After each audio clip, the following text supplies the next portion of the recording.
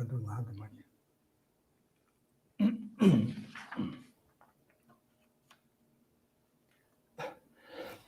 Hello, good morning, everyone. We are very happy to be here once again on our Saturdays with the special talk that today will be presented to us by Roberto Watanabe. As always, before we start our presentation, we like to start with a prayer. Then we will be introducing our guest speaker, and then we will have the opportunity to hear a bit more about the topic he brought to us. So we invite everyone to raise their thoughts, unite their hearts, asking for the blessings of the spirit benefactors, all those that are responsible for this work, that help us in our process of enlightenment. Thanking our brother Jesus and our Heavenly Creator for all the blessings we have been receiving in our day-to-day lives. Okay, so today we have a very special guest with us. We have Roberto Watanabe that is going to be talking to us directly from Brazil, the state of São Paulo, and he is currently the president of the Spiritist Federation of São Paulo. He directs courses on continuing Spiritism education, and also on courses of the Spiritist philosophy. And he has a bachelor's degree in philosophy and business and MBA from University PUC of São Paulo, Brazil. Hello, Roberto. Welcome, and thank you so much for having accepted our invitation to talk to us today. Hello, Jusada. Hello, everybody. I'm glad to be here with you and to talk about Spiritism.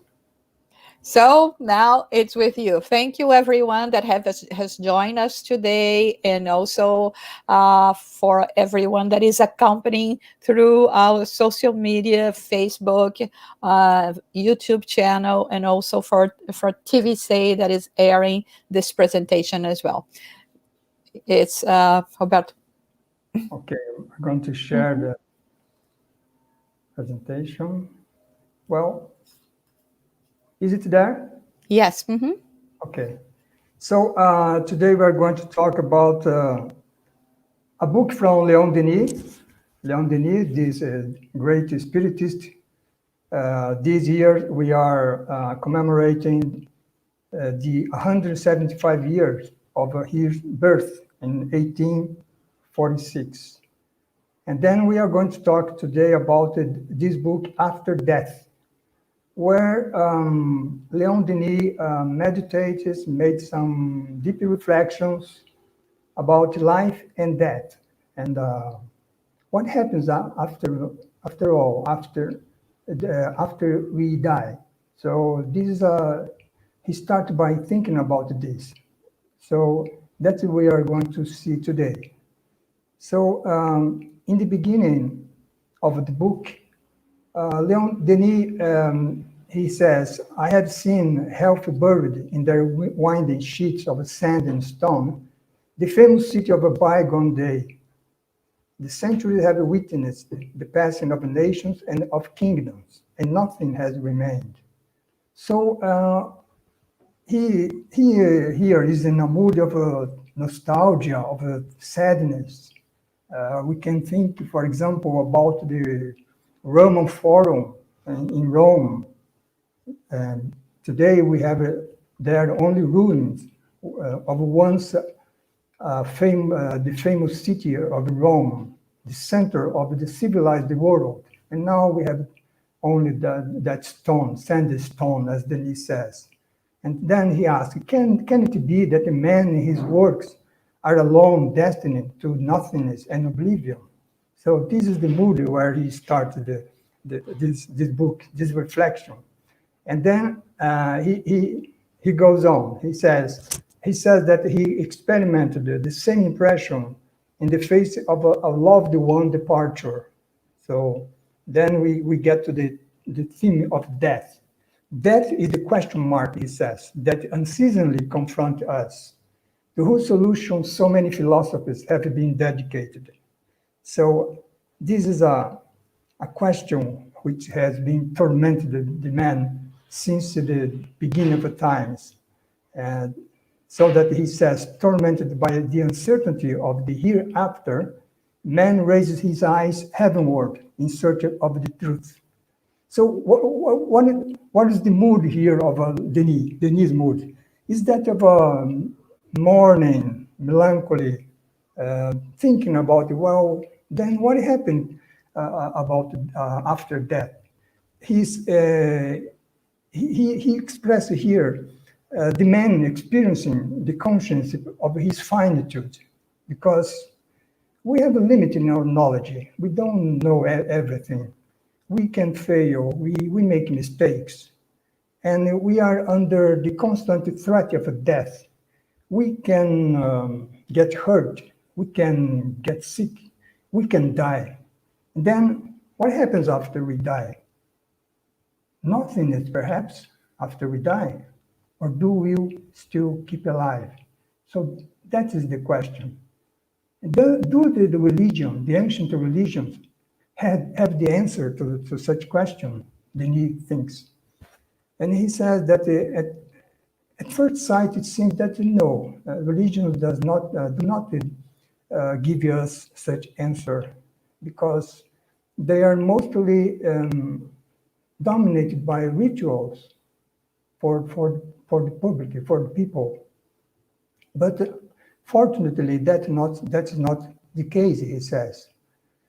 Because he says that a superficial glance over the beliefs and superstitions of the past conduces inevitably to skepticism, because only from the stereo manifestation, like the ritual that I mentioned, right?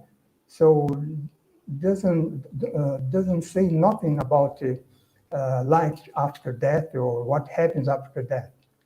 But then he said, but if one penetrates the inner sanctuaries of religious conception, then we find it in the presence of a momentous revelation, he says. Because behind such a veil, the ancient religions presented a grave and lofty character that was both scientific and philosophical. So ancient religions were not just rituals. There was something more, right? So he says, their teaching was dual, public and superficial on one side, the rituals, hidden and inner from the other side, the latter being solely revealed to the initiated. The hidden and inner part was the part that was looking constantly for the truth. That was what the ancient religion did. So he gives us some examples. Brahmanism of India, for example, Hermetism of Egypt, polytheism of Greece, and Christianity itself, at its origin, he says, presented this dual character. So then it seems that we have an answer for what happens after death. And then he says that the wise men of East and those of Greece, they did not scorn to study nature. They studied nature, but most of that, they studied the soul, because in the study of the soul, he says, they sought the everlasting principles. They strove to uplift themselves to the causeless cause, the first principle from where all being proceeds. Here we can remind the thinking of Saint Augustine, for example. Saint Augustine, instead of looking for God in nature, he looked inward. He turned to his inner side, to himself, and there he found the eternal laws, and these eternal laws leaded him to the origin of the laws, which is God. So God is the causeless cause, the first principle from where all being proceed. So this is one way to reach God, right? So this is what Denis is saying here. And he said that these older religions, they picture the soul at the inner side of the religion, right? They picture the soul as placed between the two worlds of the visible and occult, observing and studying them both. So here we are closer to our spiritism concept, right? Then they said that the human spirit is immortal. So here we have the answer about what happened after death. It doesn't happen nothing, right? Because we are immortal. We keep alive on the other dimension, of course, but we will still be alive. And this immortal spirit, through many existences, alternating terrestrial and spiritual. Terrestrial and spiritual, we progress toward our Creator, to God. So then the conclusion is that life is not more than the evolution of the soul through time and space. Time and space is where we are, right? And of which matter, which means our body, is the inferior expression. So what is really essential in us is our soul, not our body, because our body is something that is temporary, right? So this is the old religion already knew that, right? Then he says that the teaching of the sanctuaries formed the man truly remarkable for the greatness of their achievements. And then he mentioned the men like Krishna from India, for example, Zoroaster from Persia, Hermes from Egypt, Moses and Jesus from Palestine, now Israel, and Pythagoras and Plato from Greece. So those men have great achievements. All that we have just seen now, about immortality, reincarnation. So those men already knew about that. But the disciple have not always been able, then he said, to preserve their master heritage because they built dogmas which turned those religions' creed stifled by the earthly ligaments. Where he's trying to say here that religion is something that talking about the transcendence, but then we forget about that, and we still we attach it to our earthly life. So then we create dogmas. So then he said there is a need for new doctrine to arise. Such a doctrine should be idealistic in tendency, positive and experimental in method, and based on incontrovertible facts. So this is the scientific side, right? So he's talking here about the Spiritism, of course, right? Which showed up in the middle of the 19th century. And then he says that this new doctrine will be a resurrection of the same secret doctrine from the past, from India, from Egypt, right? From Persia, from Greece. But with this difference, at that time, this truth was revealed only to the initiated person. Now it will be within the reach of all. So that's the difference in Spiritism, right? It's open to everybody, not from some small circle of disciples. And then what we are going to see now, and Denis show us, is we will follow now the basic principles of Spiritism. So we will follow five basic principles, right? First, God. Second, the immortality of the soul. Third, the communication between the spiritual and, let's say, the physical material world. Fourth, reincarnation. And 5, evolution of or law of progress. So these 5 basic principles. We are not going to mention today a 6th principle, which is the plurality of inhabited worlds. That we are not going to talk here today, right? So beginning by the first principle, God. So what Denis said is that the existence of God cannot be demonstrated by direct and tangible proofs, because God is not material, right? We cannot see God. We cannot experiment God in a sensible way with our senses. But he says, but the soul of a man has experienced the necessity of looking beyond those perishable things, the material things, our material world, that make up the material life. So, the soul of man looks to that which is alone, is permanent and immutable, perfect and absolute. Here we like to remind of the Pascal, a French philosopher of the 17th century. Pascal says in one of his books that man is a thinking cane. Cane here, I mean that the plant, that is slender plant, which grows in water, very flexible. It moves from one side to the other according to the wind, right? So it's Pascal is saying here, that this cane is like our body. We are very fragile.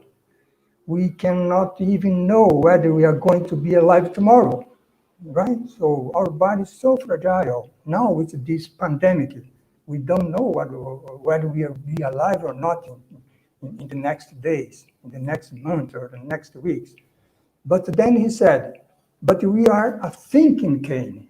We can think. And that's the great difference.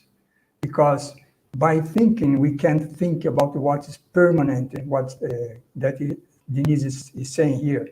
We can think about what is permanent, immutable, perfect, absolute, has an infinite intelligence, right? So that is the difference. So that's why the soul of man can look beyond the perishable things that Denis said, the material life, and look for what transcends us.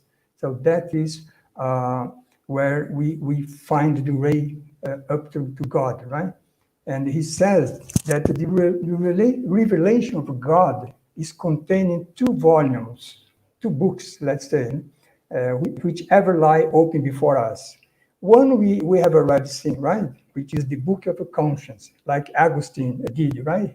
He turned to his conscience, and there he found the eternal laws, and then that led him to God. So the Book of Conscience is where the precepts of morality are engraved, the eternal laws of justice, of love, of truth, of beauty. So the other book where we can God is revealed is the book of nature, in which the divine works appear in majestic characters. It means that when we look at nature, we see everywhere we see the vestiges of a God, right? So there are 2 books when you can see outside, inside. Saint Augustine look inside. Thomas Aquinas, for example, another philosopher from the medieval times, he looked outside to nature, to cosmos, to the universe, and there he also found God, right? So, God created the world, and the world, physical and moral, is ordained by laws set by God. That's what Denis says. So, and then one single substance or universal fluid constitutes in its infinite transformation the innumerable variety of forms. That we can see, right, on the chapter 6 of Genesis from Kardec. He says about this universal fluid and how the universe starts from that, right? And all these cosmic forces finally resolve themselves into motion. Everything is motion in the universe. And motions, Denis says, signifies, means life, and means being, means the spirit, means us, right? So that is the greatness of God. And the world, physical and moral. Physical because it's this physical world that we can see, the stars, the galaxies, our planet, the plants, the animals, we ourselves. But we have also the moral world, which is inside our conscience. So that is the two differences that we can see in the book, the Spiritist book, right? So then he used to have a poetical view of things. And then I extracted here a part that he is almost a prayer here. So when he said, God, soul of the world, universal center of light and love, in whom we live as the bird lives in the air, or the fish in the sea, through whom we are united to all that is, has been, and ever will be. So this is Denis almost crying to the greatness of a God. So it showed to us here how faithful he was, right? Then we got now we are going to the second basic principle of the Spiritism, which is the immortality of the soul. So Denis said that the study of nature leads us to the study of the soul. Because we have our body, but we have also our mind, right? Which is our soul. So the soul is the principle of life, cause of all sensations. We have our body, we have sensation, we see, we hear, we feel, we touch, right? But who is the cause of this sensation? The body? No. The soul is the cause, right? So in the soul is the principle of life. That's why when the body have no life anymore, the soul leave the body, right? Because the soul is the principle of life. And then we have the mind, right? The intellect, the reason, judgment are quite another thing from the flesh that clothes our muscles. So this is something that is well beyond our material body, right? And so it is with the conscience, weighing our actions and discriminating between right and wrong. So our moral sense, right? This is in our conscience. And also our will, our power, you know? our tendency to realize things, to accomplish things, to progress, right? And overcoming the conflict between passionate desires and the voice of a duty. And sometimes we would like to do something, but we know that that is not right, that is not correct. Our duty says that, right? And this is the conflict. Some follows their passionate desires, some follow the voice of the duty. So that is the difference, how their will are weak or strong, right? Depending on how there is the resolve of this conflict. So this immortal spirit must be immortal, right? So that's why Denis said that immortality is the sole sanction of morality, and the only one that satisfies our notion of justice. Think about, for example, materialism that says that we have only one life, right? So if we have only one life, let's enjoy our life the most we can, no matter who we can hurt, we can overcome. Let's enjoy, because after that there is nothingness. So there is no morality there. It's not possible any morality or any justice there, right? With immortality, things change completely, right? Because then we have the law of cause and effect. Everything that we do now will have consequences, either in this life or in a future life. So then morality comes when we have this immortality of the soul. So, but this is not only something that you but just thinking in a logical way, because Denis said that the fact is also proved that the soul survives beyond the grave. So that's what Kardec did, and the other scientists from the 19th century, from the first half of the 20th century, they did a lot of scientific experiments to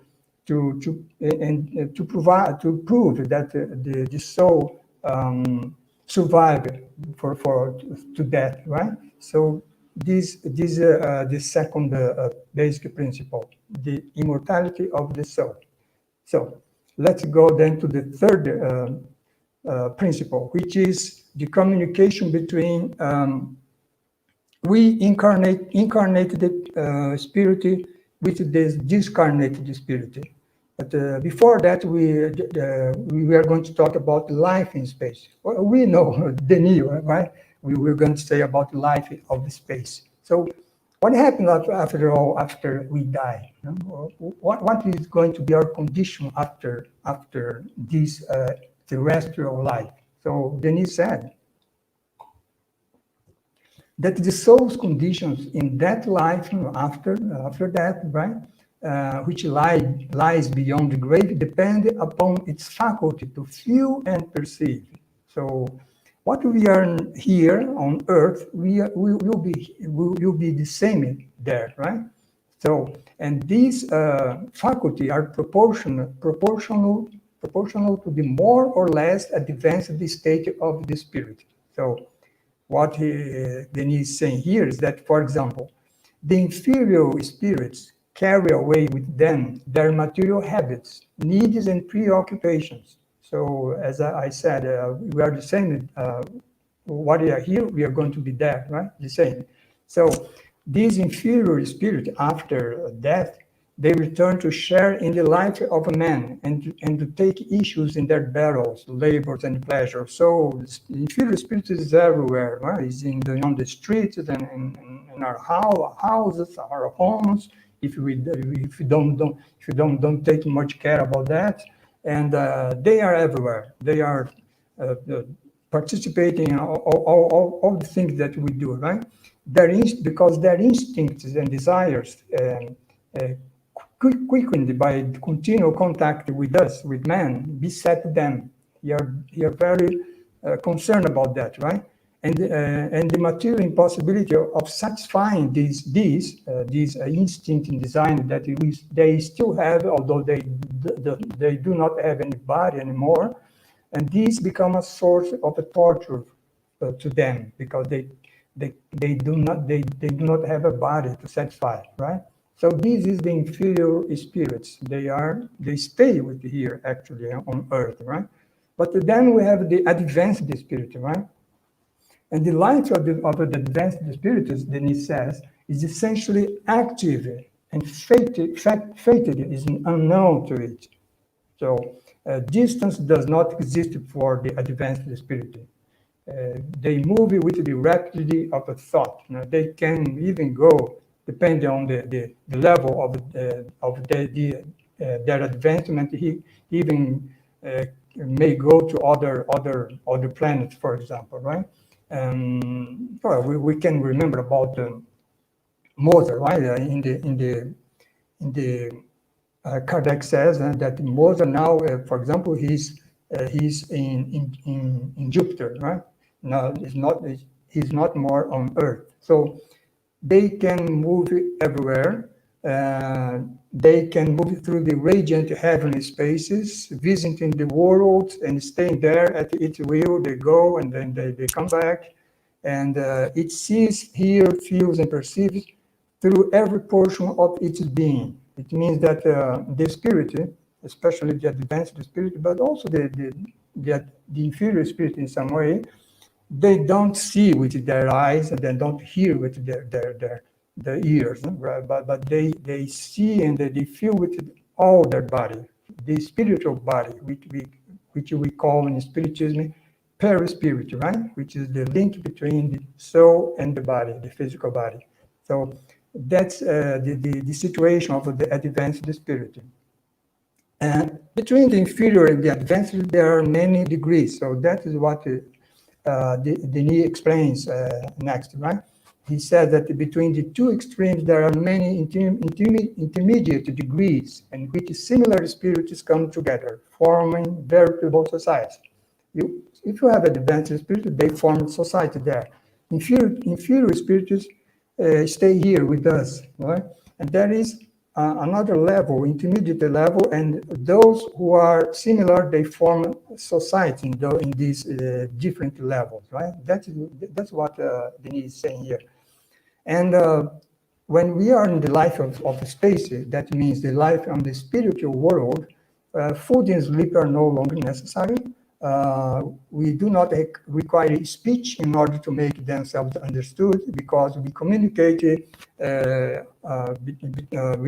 with other spirit by thought, right? Not by saying. And they pass through the density bodies and kingdoms inaccessible to man, are as an open book to them. So it means that with this perispiritual or spiritual body, a wall, for example, is no barrier to the spirit, right? It goes through this wall. So, and there are worlds or dimensions that are open to them, which are not open to us. Here is a picture of our home, right? It is from a book of Andrea Luiz, which is in the spiritual dimension. Then let's go. Let's now explain the third basic principle, right? The communication between incarnate and discarnate. So we are going to do that through an example. Here we have a situation. This man here on the left is Andrea Luiz with the mustache and using a tie, wearing a tie. He's the spirit Andrea Luiz, who is narrating this picture here in one of its books that he dictated to the medium Chico Xavier, as I suppose everybody knows, right? Who he was. And here we have this following situation. We have this woman here on the right, and blue blouse. She is a medium, right? And she is incorporating a spirit. And in this case, an inferior spirit. You say this man here in gray color, he's very angry, right? And the face of the medium expresses this anger that is inside this spirit, right? This inferior spirit. Then the man in glasses and on his side is the dialoguer who is trying to calm him down, right? Maybe talk to him words of patience, of calm, of trying to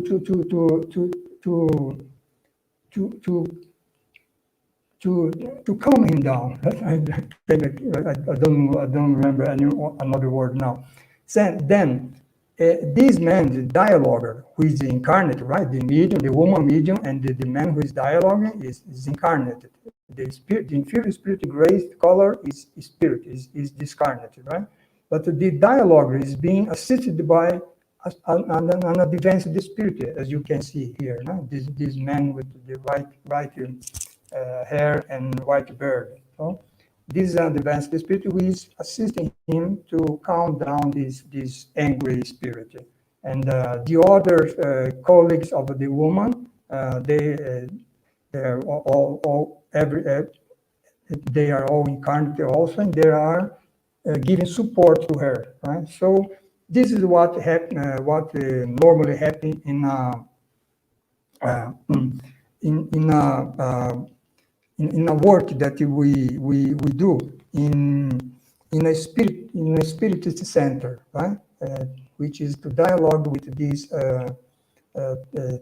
inferior spirit and try to lead them to the way of love, fraternity, and to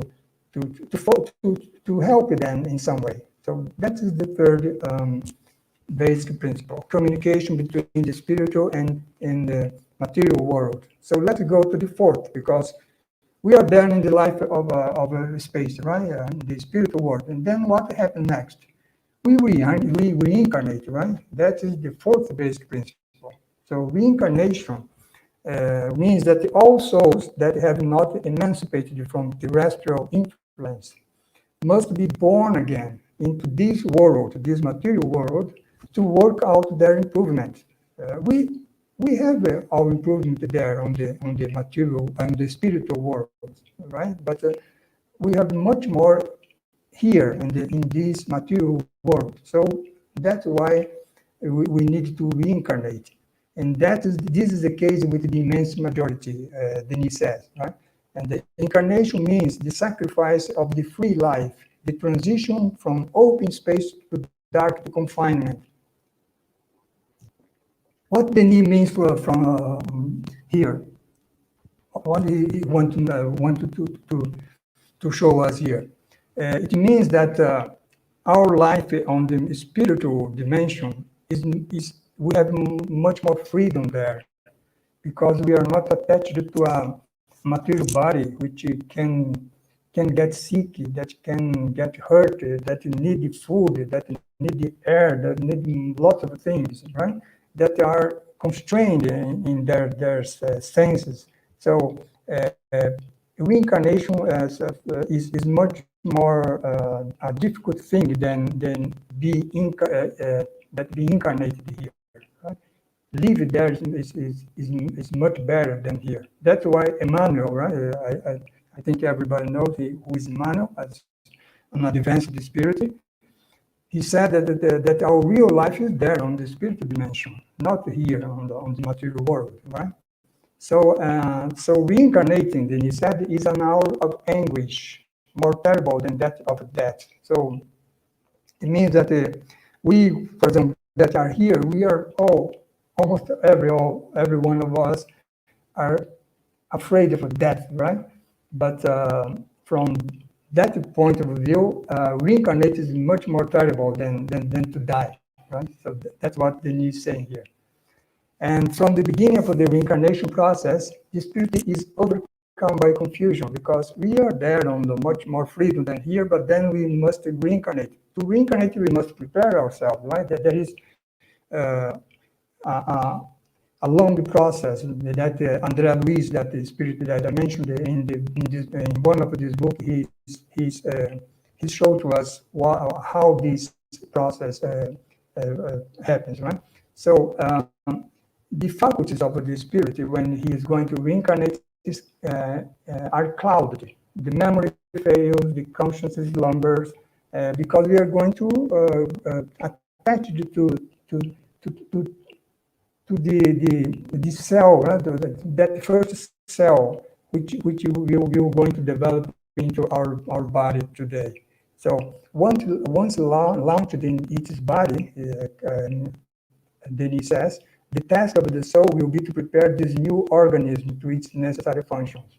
In 9 months of pregnancy, the baby is developing this body, and then he's born, and then he has his infancy, childhood, and then he goes through all through his life and his development process, right? So this is the fourth principle of basic principle of spirit, the reincarnation. And what will be the situation of us here after we reincarnate? Well, then he said the resultant effect of its past determine the condition of the spiritual reincarnation. So the law of cause effect, right? So everything that we did in the past will reflect now in the present. So, and everything that we do now in the present, or think or say or do in our present, will have a reflection on our future. So that is why he said that everything must be accounted for, and everything likewise may be redeemed. The wrongs that we did in the past must be redeemed.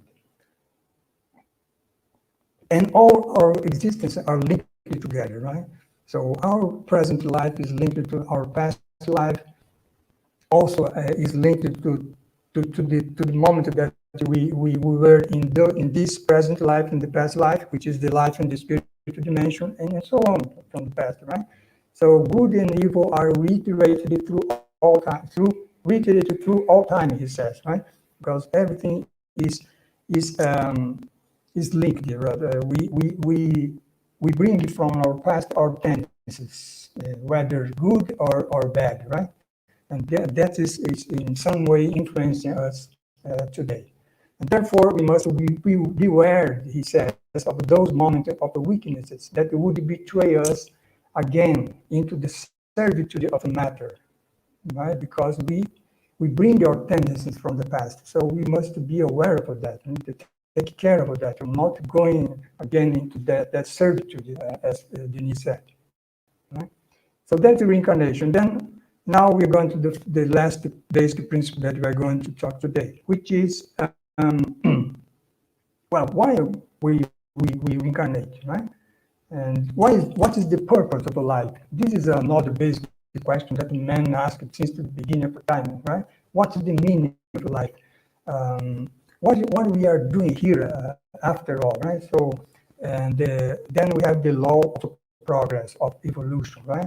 We are here, not only here, but there on the spiritual dimension. We live, we were born by God to achieve perfection. Of course, relative perfection, because absolute perfection, only God, right? So the supreme aim, our supreme aim is perfection. And the road that leads to it, then he said, is the road of self-improvement. So that's why we live today here, and we are going to live tomorrow in the spiritual world. And then in the future, we come back again in here, and then we go in this movement, right? So our destinies are identical. There are no privileged or no cursed beings. So every one of us have the same destiny to reach perfection, the relative perfection, right? But what about that guy that do lots of evil? He also is going to achieve perfection. He just is on a certain degree that he still does not have the necessary understanding to perceive what is his supreme aim, as Denis says here, right? So we are free, but we are free to accelerate or to delay our progress. So we can say, well, I don't want to progress. I will stay. I will stop here, and it's fine to me, right? But what Denis said, and Kardec also said in the Spirit book, is that sooner or later we shall find ourselves obliged to take up our burdens and move on. So because that is the law of progress, which is the kindness of infinite mercy of God gave it to us, right? To progress and to perfection. So between one soul and another, there is only a difference of a degree. So we are heterogeneous people, right? One understands more, other understand less, but it's just a difference of a degree, a difference that in the future we'll find opportunity to erase, because every one of us are in some degree, but we are those who are behind us will reach us in sometime in the future, and there are those who are beyond us. We will reach them also in the future. So as this difference, as Denis said, the future will find opportunity to raise. That's what he means for that, right? Because since all of us, he says, children of the same Father, God, must gather close to him, to God, in the succession of our lives. So that is our main goal, right? To reach God, to get close to our Father, and finally resolve ourselves into one family, the great family of the Spiritists, with which the whole universe is peopled. So this one family, when we have this situation, just one family, the great family of the Spirit, there will be no war anymore. There will be no conflict. There will be no polarization like we have today, right? So this is where we are all going to, because this is the law of progress, right? Set by God. And the soul is not bound forever to this lowly planet. So we, probably most of us, we still need to reincarnate many times still in this planet. But when we reach the most progress that we can reach here, then we can go to more advanced worlds, right? So that's what Denis is saying here. Like the case of Mozart that I mentioned, right? The Kardec says that he now is in Jupiter, not more on Earth.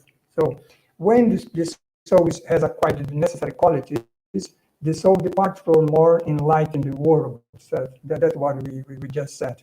And still progress in this new environment, it will add to its store of moral wealth and knowledge. So we are always progressing, whether in this world, in more advanced world, and so on, to the infinite, right? Because our progress is infinite. And finally, delivered from reincarnation, it will enjoy the heavenly life, where it will share in the direction of beings and worlds. So being delivered from reincarnation is basically reaching the level of the pure spirit, right? Which we can see in the spirit book, right? The book of the spirits, where Jesus, for example, is an example of a pure spirit, and he's he's governed our world, for example, our planet. So this is what Denis said here, means here by share in the direction of beings and worlds. So our world is directed by Jesus in our case, right? So that is, then here we have the 5 basic principles of Spiritism, and we see that from that start of melancholy, sadness, nostalgia, mourning from Denis, now the picture is totally different, right?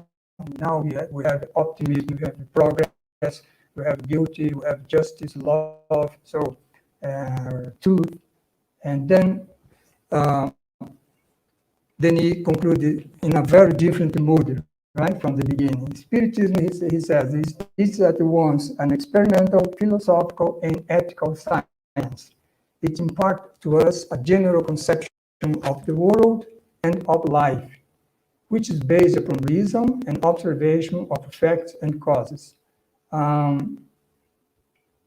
He says, by initiating man, just a second, please. By initiating man into the mystery of the future life and of the unseen world, which is the spiritual world, it reveals to him his true position in the universe. So that's a different view of life, right? And he continues. Nothing dies. There is no death, right? Life simply alternates in forms. The grave, death, returns us to the cradle, birth, but both proclaim immortality, because from grave we are going to spiritual dimension. From birth we come from the spiritual dimension to the material dimension, but there is no death there, right? So just the body which disappears, but the soul is still alive in everybody, everywhere. Always, right? So he says, perpetuity of existence, eternal brotherhood of the generations, equality, universal progression, such as the tenets of the new faith from the Spiritism. And you see, all these is important to mention. That Kardec said that all this is not the Spiritism who raised that, right? All these concepts were already there in we saw in the beginning, right? In the ancient religions, on the hidden inner side of those religions. So that's why Spiritism it actually don't bring any news, right? Everything that what he does and that we saw is to open this knowledge to everybody, right? So these tenets, that he said, are grounded upon the rock of experimental philosophy. Because what is experimental philosophy? Because Kardec did experience it, right? Where he realized the existence of the spirit. And from those experiments, he derived a whole philosophy, right? And from that philosophy, he deducted the moral consequences. So that's why Spiritism we say, or Emmanuel says, it is a science, philosophy, and religion, right? From on the moral side. And but Denis says that life is fleeting, so we must endeavor to acquire what we came to seek in this world, which is true improvement. That must be our main goal, right? True improvement. So he says, strive against your base desire. Strive with the heart and will to correct your failings. Be meek and yet fortify your volition. It seems to be contradictory, but it's not, right? And then he ends, right? He concludes. Generations roll by, empires crumble, like we said in the beginning. Worlds and even perish. The earth one day will perish. Our sun one day, 5 billion years from now, but one day will perish. And suns are solved, he's saying here. But there are three things which come from God. And everything that comes from God are eternal, right? And that is wisdom, virtue, and love. So that is eternal. And that's what we must look for and reach for with our strength, right? So he says, conquer them by your effort in order to enter into possession of that which is eternal. Because when we reach this situation, we will be like Paul says in his letter from the Corinthians, right? We will see God face by face, right? And not by through a mirror like we see today. And that is our main purpose. So with this, we end here our presentation, and I'm open here to any question our colleagues may have. Oops, let me put a slide on. Oh, Roberto, that was absolutely fantastic. Thank you so much. I think in a way you managed to do almost the impossible, which is to cover so much of this precious book that is After Death. Yeah. Leon Denis, I think this is a masterpiece from Leon Denis. I don't know if people in general are aware, but this book by Leon Denis is a result of a spiritualist congress that happened in 1889. And being in a spiritualist congress at that time, of course, the gatherings that they had was encompassing all other philosophies and religions. So there were many different currents of thought that participated on this Congress. And this one in particular generated a bit of a struggle because of the different takes on the ideas of God and the idea of spirit. And so Leon Denis left this Congress with the task of putting together a publication that could bring all the ideas that were discussed during this Congress. But of course, he would be presenting that from a Spiritist perspective. And so he wrote After Death, and it was published in 1890. And it's interesting because he said that it should be a book of about 300 pages. We have to remember that at that time, to publish a book was very, very expensive. And the more pages it had, the more expensive it would be. And so, but when the book finally happened, it was 334 pages, but people comment that no one complained, and what the way he described the book, that was the book was done in a spirit of eclecticism and conciliation from all schools that were present in the Congress, but keeping the teaching of the founder of Spiritism as its basis, with his principles so logical and so wise. There is one comment of this book that I like it very much, in particular, that was published in a publication at the time there, and this man, Alexander Hepp, he wrote the following: "There is a man who wrote the most beautiful, the most noble, the most precious book I ever had read. And his name is Leon Denis, and his book After Death."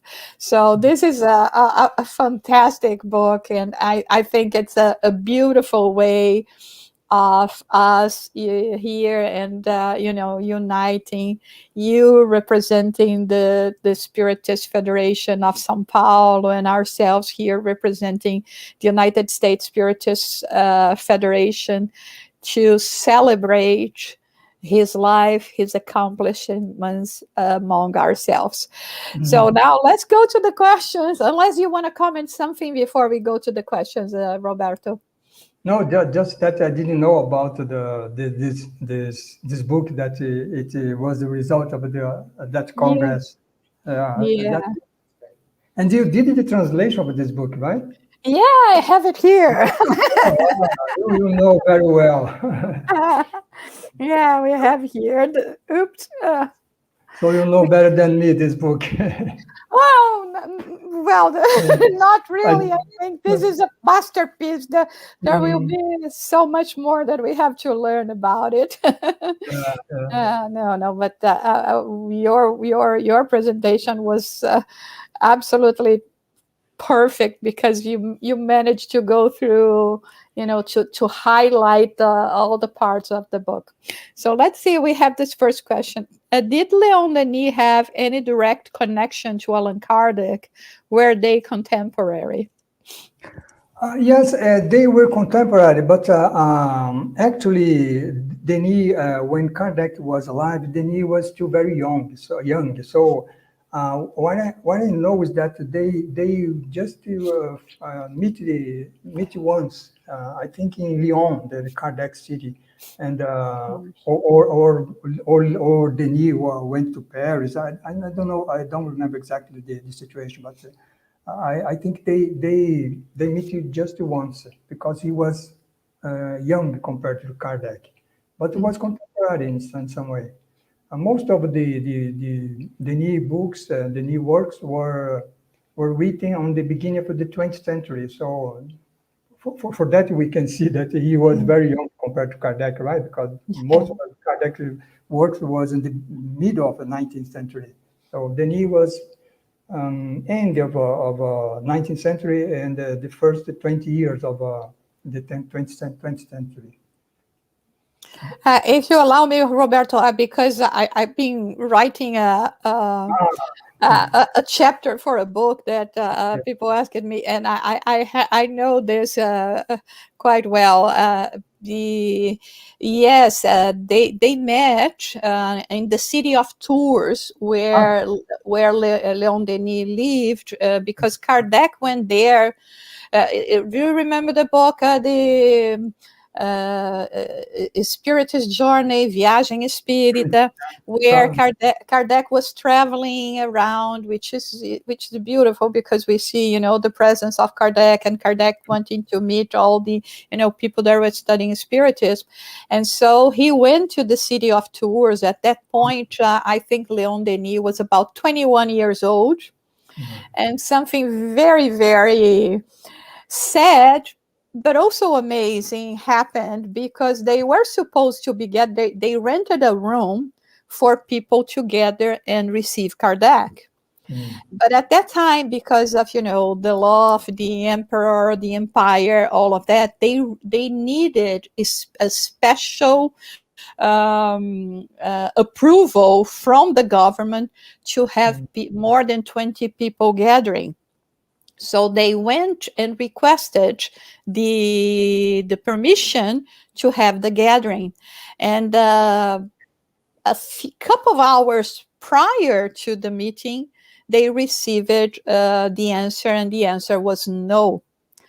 And so they had to move the gathering to a friend's house. Actually, couldn't be in the house because then it was forbidden.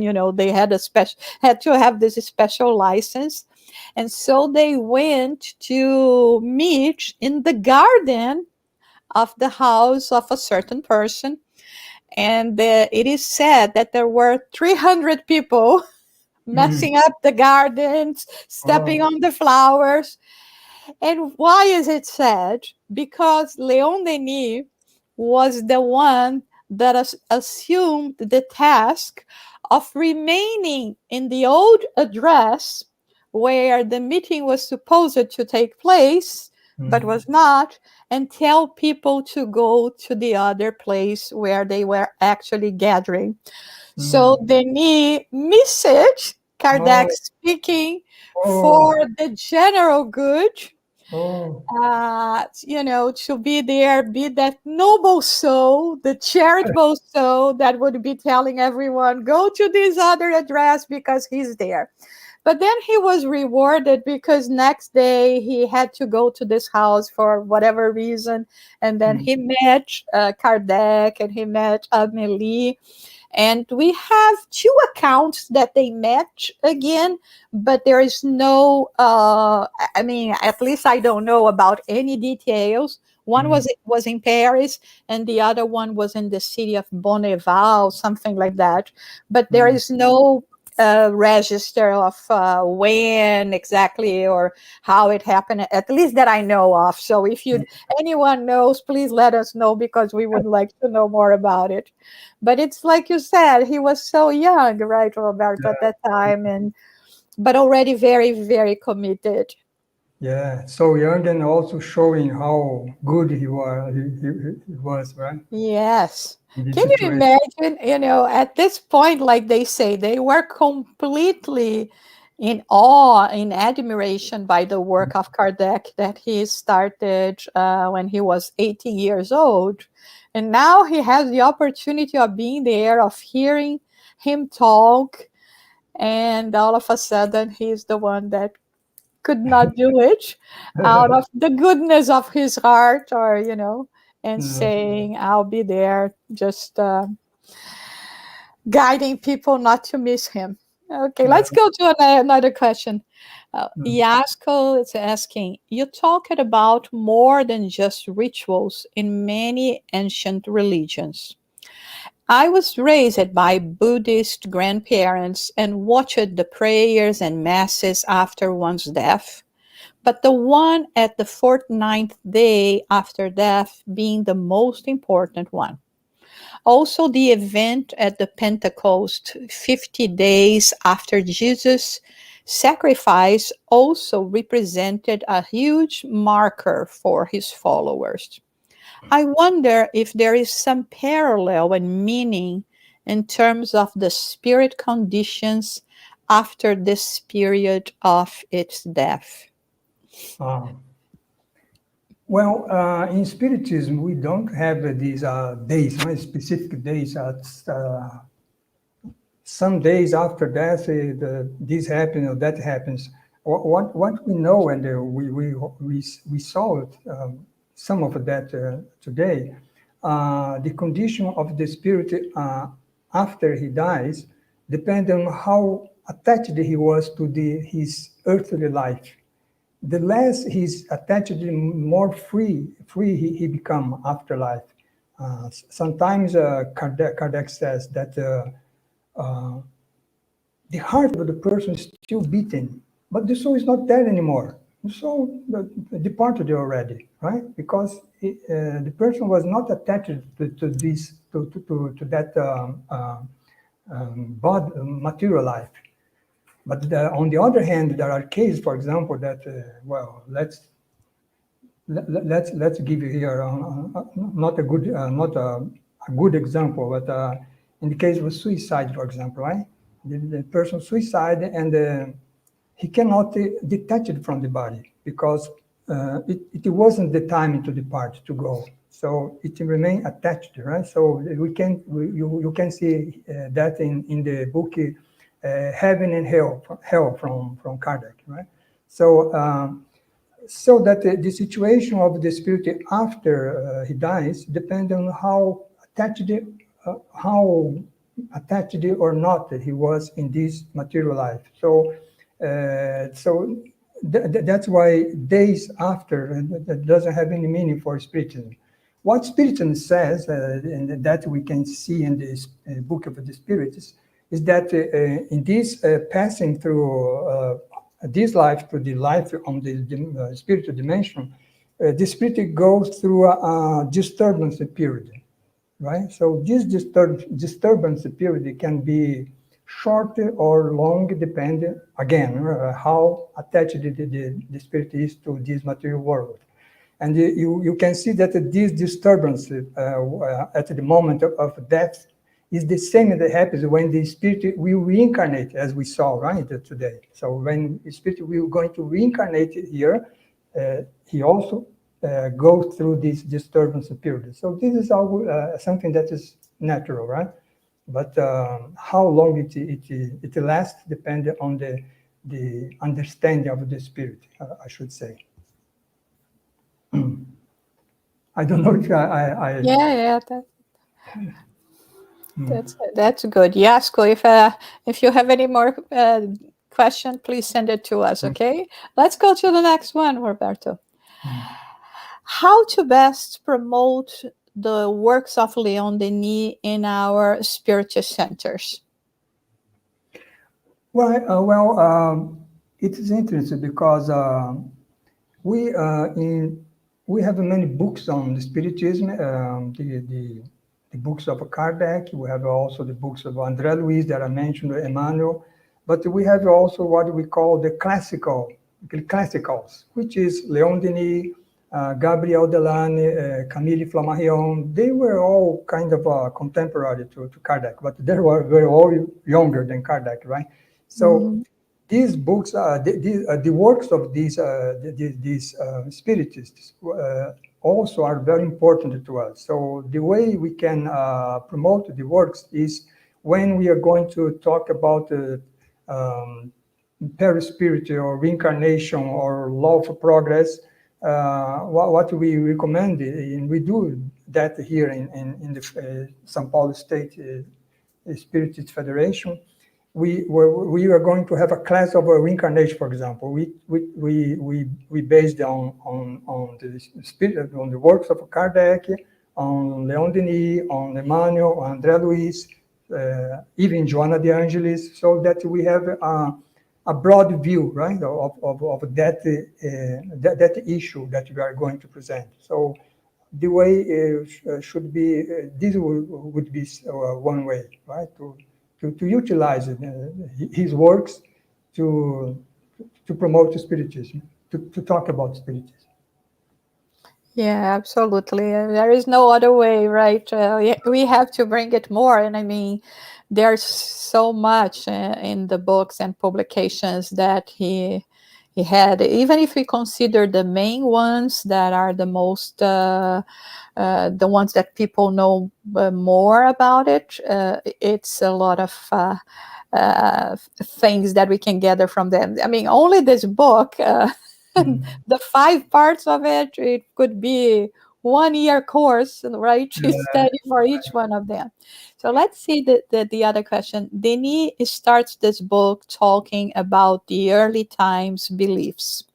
Do you believe he did that in order to honor them? Okay. Let me just complement the former question. Okay. Actually here in the FESP, we say FESP is the São Paulo State Spiritist Federation. We have courses on Leon Denis. So we studied after that we studied, for example, the life in destiny, and we study one of this book during 1 year, like you said, Sarah. That's why I remind, right? Yeah. We do that here. Well, then, going this question now. Yes, I think Denis wanted to honor these early beliefs because, as he said, and as Kardec also said, right, in the Spiritist book, he said that the old religion, the old principles, you can have some misunderstanding there because of the time, right? It's in the beginning of understanding, but there is great principles there. So that's what Denis show here, right? So our colleague here talked about the Buddhism. For example, Buddhism had already, the notion for reincarnation. Used to mention the life will, roda da vida, we say in Portuguese. Life, what is life will? Is this coming, living in returning, right? It's a reincarnation. So what the Buddhist says, the Buddhist teaching said is that we must free ourselves from this life will. How can we do that? We can progress, right? We must evolve, and then we have all these four truths of the Buddhism, right? The first truth that everything is suffering in this world. The second is we must realize that, and third is that third truth is that we must free from this from this suffering, from this sorrow in this world. And for the fourth truth is how to do that. And then you have the oxfour ways. There are 8 ways to think correctly, to do things correctly, to talk correctly, to meditate correctly, all this. So you're doing that, you get free from the life wheel, and then you reach nirvana. Nirvana to Buddhist is that level what we in Spiritism says is the level of the advanced spirit, right? So basically the same in another words, right? So that's why we must of course honor all these ancient religions, right? The same happened with India. I could mention here Krishna, but I think we don't have time, so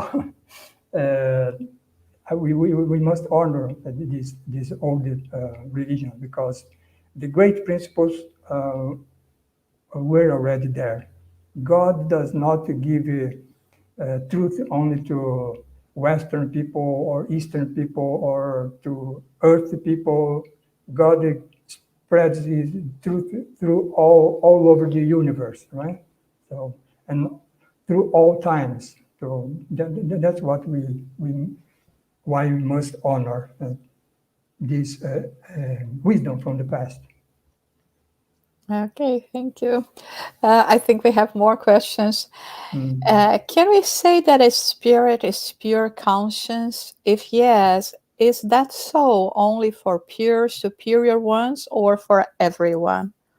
Well, with spirit, we says that is an interesting question because the Spirit book, or the book of the Spirit, says that what is the Spirit? The Spirit is the individualization of the intelligence principle. So that is a kind of a pure conscience, yes, because there is nothing material in that, right?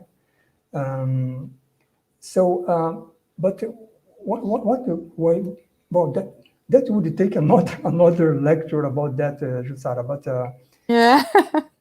what we can think here, actually, spirit as a pure conscience does not exist because every spirit has its perispirit, its spiritual body, right? So, because if there was a spirit as a pure conscience, such a spirit would be immaterial. Immaterial only God is, right? Because that's the one thing that you must, when we meditate about the book, the Spiritist book when Kardec talks about God. And there he said, right, God is material. If God is material, the attributes that we of God applies only to him, let's say, right? Not to us. What is the attributes of the creator does not apply to the creature, so to the creation. So spirit by itself, by one in concrete things does not exist. And every spirit is always attached to a spiritual body, whether it's a spirit still in progress like us, or it is a pure spirit. That's why Kardec, I say Kardec, but actually it's the spirit answering to Kardec in the spirit, in the book of the spirits. The spirit says that when this spiritual body is so light, so fluid, then you have the level, the state of the pure spirit, but it's still attached to a spiritual body. So what I try to say here is that the spirit as a pure consciousness conceptually is right, but concretely does not exist, right? Because everything that is from the creation has some material attached. A material, I mean, no material in this dense material, right? Flesh and body, for example. Material in the sense of fluid, right? So I think it was something complicated to understand here, but that's why this we could talk on another occasion, right? So, but this is the answer. But that is so wonderful, Robert, because we would like to have you on another location as well. So maybe we can go further than that to talk about, the spirit is always so deep, so profound. There's so much for us to explain. Like you said, it's basically impossible just to give a quick answer about it. Well, Yeah. we had so many people following us today, so many of your friends from FESP as well. Oh, And they all send their regards, and they are very happy also to see that you're helping spreading spiritism in the United States. And I really hope that we will have many other opportunities to receive you with your time and allow you to be with us as well. It has been a great experience to have you here. I'm happy that I will be with you from next week at FESP and Sunday. yeah, Uh, yeah, yeah, yeah, Vera Milano has invited yeah, me to give a talk as well. Well, that talk will be in Portuguese for those who will be following us. And now it's the time that we are going to be going to the end of this presentation. But before that, I would like to know if you have any final considerations that you would like to give to us at this moment. yeah. I just would like to thank you for the invitation, this opportunity to talk about the spiritism. That is something that changed completely our life, and give us all the clarifications about life. And then we wait you on next Saturday, next Sunday, right? Sunday, yeah. The No, not 14th. tomorrow. Not tomorrow, the 14th. Yes, Yeah. the 14th, yeah. Thank you for your presentation. We will be glad to have you with us here at FESP. Okay. Thank you, Roberto. It will be wonderful. FESP has been the place that I started with Spiritism as well. So it was the first Spiritist place that I went when I was 10 years old. My Oh, mother took me there, and up to this day, I remember the talk that I watched that have mm, impacted me for life, and here yeah, I am.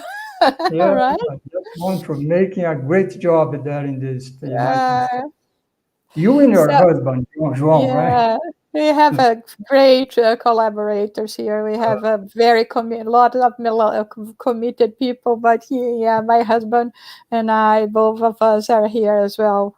Yeah. trying to do, what we were invited to do, right? To spread this beautiful knowledge to everyone.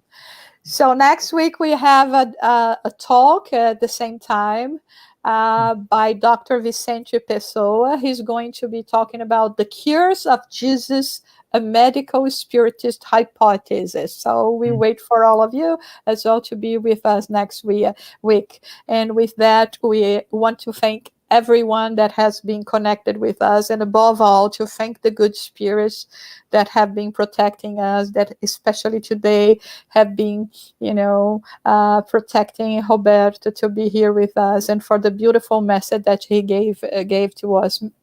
May we all have a wonderful Saturday, Sunday, and Jesus in our home, Jesus in our hearts. Have a great week, everyone. Right.